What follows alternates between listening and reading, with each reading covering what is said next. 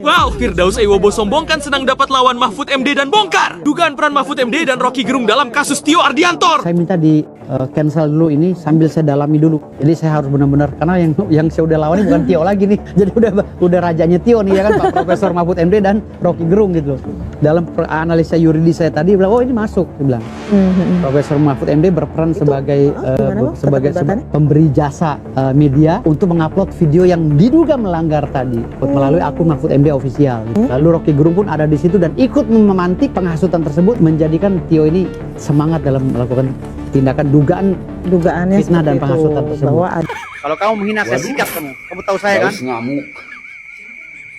Siapa yang mau disikat, Daus? Tio. Nggak bakalan mempan lah.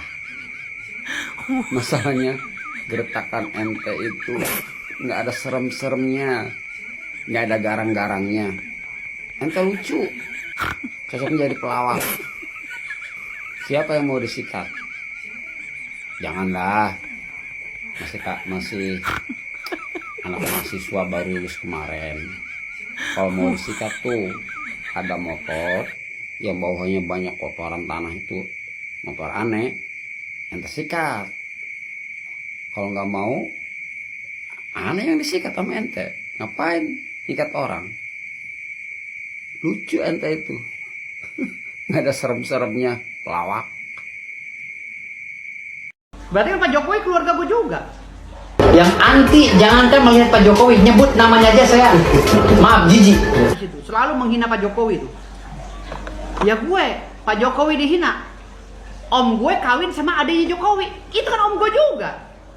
Jokowi. Pak Jokowi dihina, gue sikat. Itu nggak ada urusan.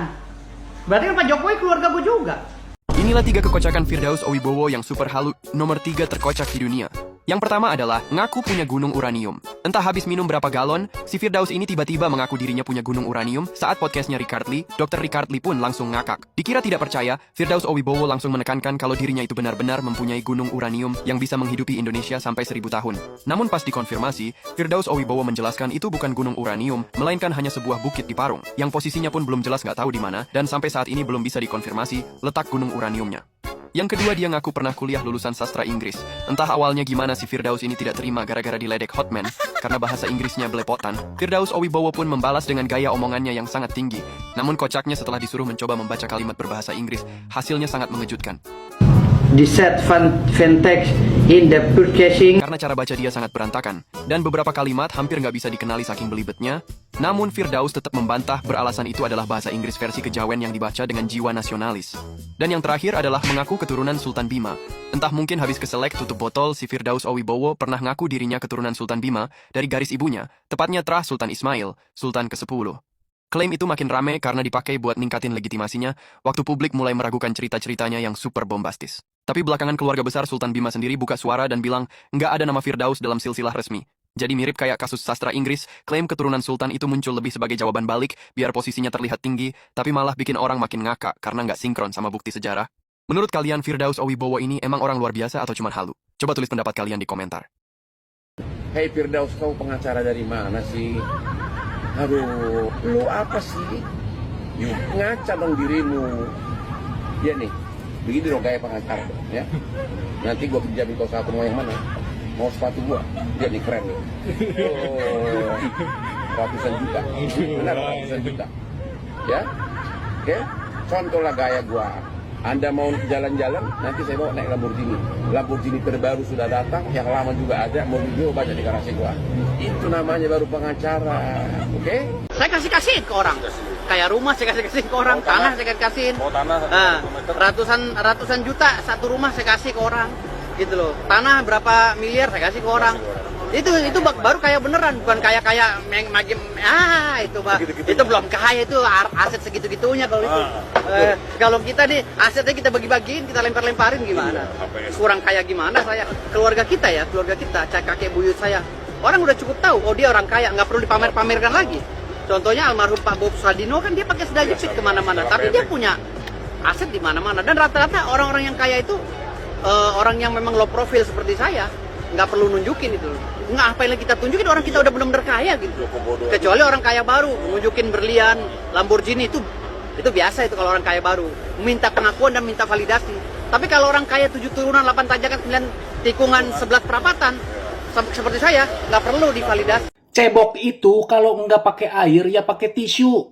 Jangan dijilatin. Lagian Prabowo Subianto kan nama kucingnya Tio. Kok kalian kesinggung? Garda Prabowo laporkan mantan Ketua BEM UGM Tio Ardianto ke Bareskrim Polri atas dugaan penghinaan terhadap kehormatan Presiden pakai pasal 218 ayat 1. Pertanyaannya, kalau ada orang yang mengkritik kebijakan Presiden atau diduga menghina martabat Presiden, apakah bisa dilaporkan oleh pendukung atau penjilat? Bukannya harus sama Presidennya langsung? Secara umum, untuk pasal-pasal penghinaan terhadap Presiden dan Wakil Presiden dalam KUHP yang bersifat delik aduan, laporan tidak bisa diajukan oleh pendukung, simpatisan, relawan, penjilat, atau masyarakat umum yang hanya merasa tersinggung atas nama Presiden. Yang berhak mengadukan adalah pihak yang menurut undang-undang menjadi korban langsung, yaitu Presiden dan Wakil Presiden.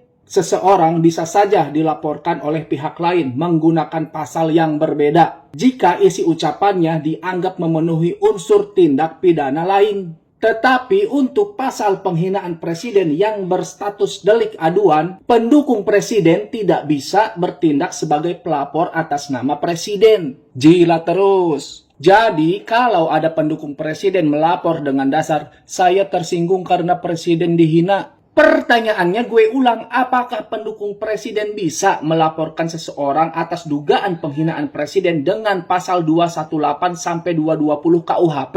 Jawaban hukumnya tidak bisa. Karena pasal 220 mengharuskan adanya aduan tertulis dari Presiden atau Wakil Presiden secara langsung. Maka untuk pasal 128 dan 129 laporan itu tidak memenuhi syarat sebagai pengaduan delik aduan karena yang diberi hak mengadu adalah Presiden dan Wakil Presidennya sendiri.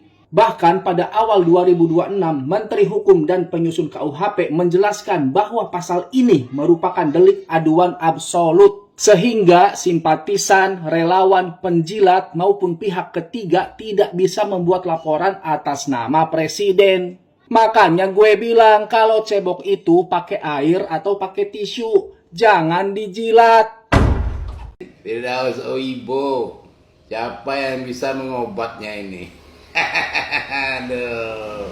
Oh gitu. Lantas bagaimana kalau seandainya saya ini udah beberapa kali lihat jin? Makanya. Nih, kakek saya kawinnya sama jin. Kakek lu kawin sama jin? Iya, nikah sama jin kakek saya. Kakek lu beneran? Demi apa? Berarti lu pernah lihat jin dong? Gue pernah lihat jin. Demi Allah, demi Rasul. Baru-baru ini gue pernah lihat jin. Setan kuntilanak gue pernah lihat. Gue sering lihat. Kita Artinya di sini, nggak tahu ini. kalau seandainya ini Berapa banyak orang seperti Firdaus ini?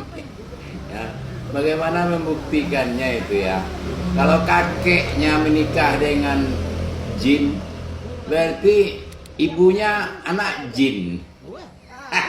Aduh. Oke lah, mari kita dengarkan saja apa yang seperti apa. diucapkan Kita juga yang nggak itu. tahu gambaran Tengok dari ini. Al-Quran seperti apa jin itu. Tapi yang jelas saya sudah Dia suka menyerupai. Iya, saya sudah bertemu langsung dengan makhluk-makhluk seperti kuntilanak, pocong saya pernah lihat, gitu loh. Terus gondoruo saya udah pernah lihat, gitu loh. Rombongan malah gondoruonya gitu. Artinya di sini Gimana? ada. Udah pokoknya saya sering lihat lah. Kalau kakek gue nikah itu dulu di kampung gue tuh cerita bahwa kakek buyut lu tuh nikah dengan jin. Sampai sekarang juga keturunan gue dari kalangan jin ada. Di Bima sana, tapi di Bima ya. Bentuknya? Ya kayak manusia lah, tapi beda mereka. Ada yang telapaknya terbalik, telapak kakinya terbalik. Ini orang Ya. mencari sensasi nggak jelas. Kayak manusia aja gitu. Cuman mereka bentuknya ini beda, ini nggak ada. Tidak sempurna seperti ini. Tidak sempurna seperti manusia ini nggak ada. Lah sekarang Siti Hawa itu sopo? Iya, makanya. Siti Hawa itu sopo? Iya. Hah? Nabi Adam alaihissalam dari kalangan Enggak manusia. lah. Siti Hawa sopo yang dikirim Iya. oleh Allah SWT untuk menemani dia di bumi. Betul. Gitu loh. Emang ratu Betul. apa itu? Gitu loh. Kalau begitu kawan, nilai sendiri dan pahami saja. Kalau bisa berkomen gitu.